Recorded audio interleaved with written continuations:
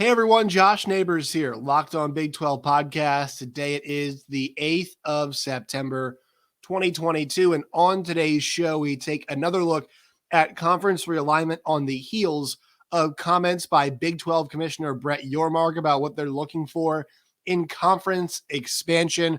We'll discuss the college football playoff, what that means for conference realignment. Also, a quick look at some of the games coming up this week. Full preview is coming up tomorrow, but we're talking expansion today because Brett Yormark sounds like he has potentially a target or targets in mind. You are Locked On Big 12, your daily podcast on the Big 12 Conference, part of the Locked On Podcast Network, your team every day. Once again, Josh Neighbors here, Locked On Big 12 podcast. Before we get rolling today, please subscribe. We're on the hunt for 2,000 subscribers. We're trying to get there before the end of September. We're over 1,900 right now, less than 100 away from 2,000. Help us get there. Please, please, please subscribe to the channel today.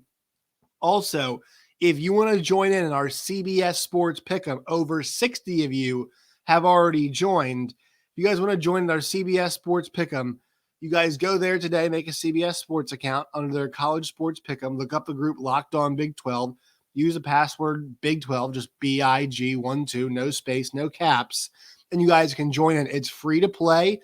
Top 3 winners at the end of the season will get prize packs courtesy of us here at Locked On. So go join that today. All right, that takes care of the admin. Let's get down to business. So full preview coming up this weekend for all of the games. Kansas State versus Missouri, Kansas, West Virginia, Alabama versus Texas, Baylor versus BYU. Texas Tech is taking on Houston this weekend. A lot of big games across the Big 12. Full preview, full breakdown on a Football Friday tomorrow. Also, I've got a great breakdown of the Oklahoma State and ASU game. You guys can find that on the Locked On Sun Devils channel. So if you're an Oklahoma State fan, go to Locked On Sun Devils channel. I'll add it to a playlist here as well on YouTube for Big 12. But I previewed the entire thing with the guys over there at Locked On Sun Devils. So go check that out as what's a 25-30-minute preview. So we won't spend too much time on that game tomorrow.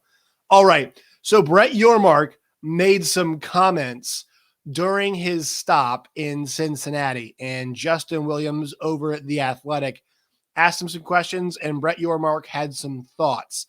Now, first thing here is he says the process on TV negotiations has started. He said he met with ESPN last week, had a great meeting with them. So I think that we're aligned and like-minded where we want to go in the future. I'll be meeting with Fox in the next week to gauge their interest. Obviously, these are conversations to explore. If it's in everyone's best interest to go early to gain clarity, my gut tells me that both Fox and ESPN would like to do that. I'll know for sure once I meet with Fox next week. I thought that comment was telling. Number one, it disproves what John Wilner and John Canzano were saying about ESPN. They said they're not starting negotiations yet. Well, this was like, 2 weeks ago? And then the reporting was really, well, they're going to start next week. And it turns out it's true, right? Because Brett Yormark talked to ESPN. It sounds like ESPN for sure has an appetite for the Big 12. That sounds like really from his comments, not sure what you all took. And once again, make sure you guys go read at The Athletic. But it sounds like ESPN, on the heels of losing the Big 10, has definite interest in continuing their television relationship with the Big 12. And I think that makes a lot of sense. We've talked about those reasons before, but also we'll hit them up again right here. I mean, that noon window they have, sure, they have the SEC and they have the ACC, but the Big 12 does fill that time slot. The Big 12 also, as it grows, and we were even seeing this week, it's going to be filling more time slots.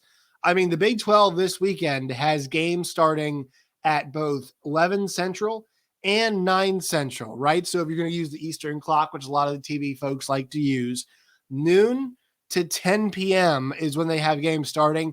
Guys, there's going to be over 12 hours of Big 12 football this weekend. I mean, there is a game in every single time slot. And Not every conference can offer that.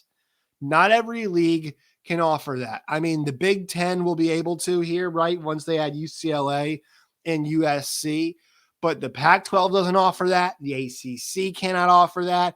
And the SEC cannot offer that. I mean, the SEC could if they wanted to, but really they can't. I mean, the Big Ten can't right now either. But like starting in 2023, UCF could play BYU at noon Eastern, or UCF could play BYU in Provo, and the first game being obviously in Orlando. But UCF could play BYU at 10 o'clock Eastern time, right? 8 Mountain time for that start. So they have that flexibility across the board to do this. And I think ESPN, especially with the way their programming works, they 100% have interest in that. Fox, we always thought Fox would be the interesting one. We always were not sure if, what Fox's interest would be. But ESPN, after losing the Big Ten, wants to continue to take that market share. And I think that's really interesting, something to look at right there. The next thing we have to mention here is Brett Yormark's comments on realignment and expansion. And I'll read the comment right here. Justin Williams posted this on Twitter. I can't really tell where this is from. I mean, it's in the Athletic article. I'm not sure where it's not in the actual article itself. It's just a snapshot of the quote. Big 12 Commissioner Brett Yormark on potential future conference expansion and what schools would be additive to the Big 12. Quote, well, I don't want to get into the specifics, and I appreciate the question. What a nice guy.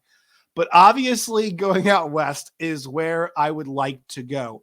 Entering that fourth time zone, a program that has national recognition, one that competes at the highest level in basketball and football, stands for the right things, is a good cultural fit because our alignment right now and the like-mindedness of all our member institutions is fantastic. It's never been better. So I don't want to compromise that.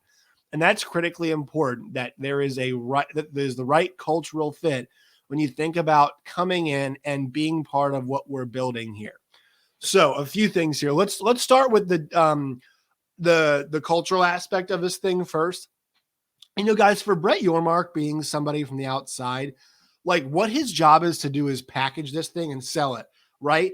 And so while he's on this big tour, I love it. He's on the tour right now, the Big 12 tour. He's got to be doing this. But I love the Big 12 tour. Like he's understanding what the product is. He's trying to understand what all of you all out there, what your schools bring to the table and what he's putting together. And if you're a fan, and I know a lot of you all had some concerns about cultural stuff, not saying you're wrong to do so, but I know all of you all had thoughts about cultural fit. Yeah, if you're one of those people, you actually have to appreciate Brett Yormark here saying, like, we're not trying to add anybody that's going to stir the pot in terms of cultural values or is going to mess up what we're building here in terms of what everybody's priorities are. So if you're one of those folks we've heard from many of you all and appreciate your opinions, not saying I align 100% with that. I think a lot of us just put that stuff aside and make some money together. But Brett Yormark does value that, and a lot of you all value that, and obviously people in the conference value that. So I actually might be in the minority in my opinion on that. But that's besides the point. You got to appreciate the fact that Brett Yormark has identified that. Who is he talking about here? Is he talking about a school in general, right? He's saying, so he wants to go to the fourth time zone. Now, the way he's talking, it sounds like he is talking about a specific program. He could be talking about a specific profile of a program, right? We want a school that fits this bill. Or he could be talking about, a school in particular. And the two that came to mind when I saw this were Utah and Arizona. Utah now on the basketball side is not as good, but Utah is a team that has been competing for Pac-12 titles year in and year out. If you've watched Utah's recent performances, why would you not want that program? I mean, Utah, remember, they're a relatively recent addition to the Pac-12, and they went out there and won it by beating, Pac-12 staple Oregon twice, and then putting up a really brilliant performance in defeat against Ohio State in the Rose Bowl. And then, look, I'm not sure if you guys saw the Utah-Florida game this past week. I had it on in addition to all the other Big 12 action that was happening. That was kind of when the Big 12 crappers were happening, right? Those were not the good games happening at that point in time. But I thought Utah was the better team. Now, the best player on the field was Anthony Richardson, right? But Utah, to me, looked like, the better team. And the fact that Kyle Whittingham can keep putting these teams out there in the field, Utah's got staying power. They're in the late time slot. They add into that, they're feeding into that. They're a really good football program. Basketball doesn't matter as much, obviously, in this case. We'll talk about the one that does matter. But they fit that bill. I mean, from what they bring to the table. And also, like, they do kind of align a bit more with some Big 12 stuff just because they've got BYU in the conference now, right? It is still Utah, so there's a good Mormon population. They do call that rivalry between BYU and Utah the Holy War for a reason. So there are more people that are, of the faith. And also there are more faith-based schools, as my alarm goes off. There are more faith-based people or institutions, rather, in our league, the Big 12, right? TCU, Baylor, BYU. There are more of those. There just are more of those institutions here in the Big 12 than there are in the Pac-12, right? So that one makes sense. They fit the time zone description as well. And then the next school I want to mention is Arizona. Now, is Arizona competing at the highest level right now in football?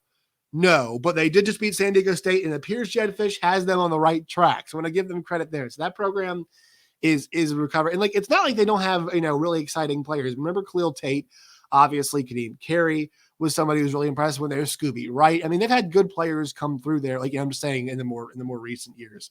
Obviously they've had a lot of really good players been through there before. But yeah, I mean, this is a school that is kind of on the rebound there when it comes to football. It is in the time zone you want. It is in a state that you're not yet in. That's the one big distinction from Utah. The one big distinction that Utah has over Arizona right now is that its football program is in a much better place than Arizona's is. The one thing that's got working against it is that the Big 12 is already in Utah. Now, they would definitely be capitalizing more off, more people in Salt Lake City, which is still a decent market to have. You basically, you corner, that'd be a Big 12 city, right? Salt Lake City would be becoming a Big 12 city if you did that. And so I think that'd be something interesting there. But Arizona is a place that you are not yet in. It goes to that Western time zone. It offers you that more of those TV slots that we were discussing earlier in the show. And then the other thing is, the basketball implications here would be absolutely unreal. And I'm totally forgetting who is the Tommy, what's his last name? Tommy Lloyd, the Arizona basketball coach now. That program is back. They looked so good last season. And they're starting to get star players. I know Sean Miller was a guy who got DeAndre Ayton in there, but they're getting stars, you look at all the guys they had last year. Benedict Mathurin was a lottery pick in the NBA draft. I think was it Dylan Terry, who was also drafted as well. They've got a bunch of guys there. Koloko, obviously, too. This is a program that is right back where it's supposed to be. And think about all of the awesome games that we could make with Big 12 basketball in Arizona. You want to talk about those Saturday Sonic blockbusters they do? Baylor and Kansas going to the McHale Center. Sign. ESPN is saying, where do we sign? You can put those games at 9 p.m. You can put them at 7 p.m. You can put them at noon on CBS. If you're looking for game of the week potential, when you add a school like Arizona and you add them into the mix already of what is a awesome basketball conference, Texas Tech, Baylor, Kansas, Oklahoma State. We're making marquee matchups every single week with Arizona. The Big 12 guys, every single day of the week, they're going to have it's going to be a good basketball game. It's been bonkers already with 10 teams, but think about Iowa State, not the craziest, strongest brand in the world. Iowa State, man, was in the Elite Eight. It was Elite Eight, whatever it was. It was Sweet 16. And I mean, they won like 2 games the year before. Iowa State's back in the mix as well. Texas and OU are leaving, but there's still so many good basketball programs that are in this league. Cincinnati's going to come back on the rise. BYU, I think, obviously always really good. And UCF, remember, they should have beaten Zion Williamson's Duke team too. Like, this league for basketball is going to be nuts. But when you offer 2 KU Arizona games a year, 2 Baylor versus Arizona, 2 Texas Tech versus Arizona, 2 Iowa State versus Arizona, 2 Baylor versus Kansas, 2 Kansas versus Texas Tech. I mean, we're talking just prime. But that's that prime beat. That's the USDA cut prime beat. I know it's basketball. I know it's not as related or not as, hefty as football is in terms of value sometimes that we think.